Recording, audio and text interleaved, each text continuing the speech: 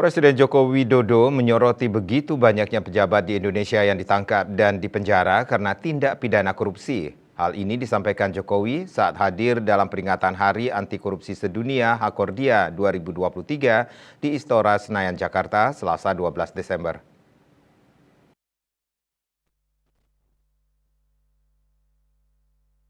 Dikutip dari kantor berita Antara, Jokowi menyatakan tidak ada negara lain yang menangkap dan memenjarakan pejabatnya sebanyak Indonesia. Sepanjang 2004-2022, Presiden mencatat ratusan pejabat yang tersandung kasus korupsi, yaitu 344 pimpinan dan anggota DPR dan DPRD, 38 menteri dan kepala lembaga, 24 gubernur, 162 bupati dan wali kota, 31 hakim termasuk hakim konstitusi, serta 8 komisioner diantaranya komisioner KPU, KPPU, dan KY. Selain itu tercatat 415 pejabat dari sektor swasta dan birokrat yang juga dihukum karena korupsi. Meskipun begitu, banyak pejabat yang telah dipenjara karena korupsi. Jokowi menyebut hingga saat ini masih marak kasus korupsi ditemukan di Indonesia.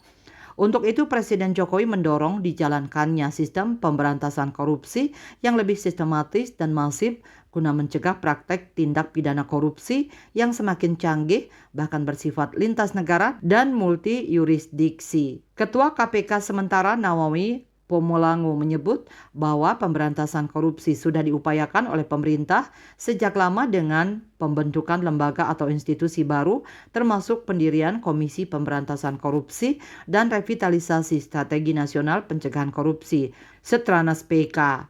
Karena itu KPK merasa sinergi antar semua elemen bangsa perlu diperkuat. Sinergi yang dimaksud tidak hanya antar aparat penegak hukum saja, tetapi juga sinergi antar pemerintah dengan masyarakat dan dengan dunia usaha.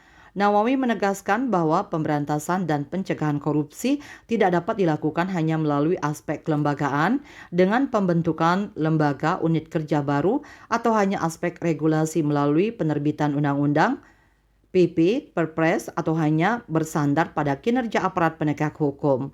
KMB Bali Pos melaporkan.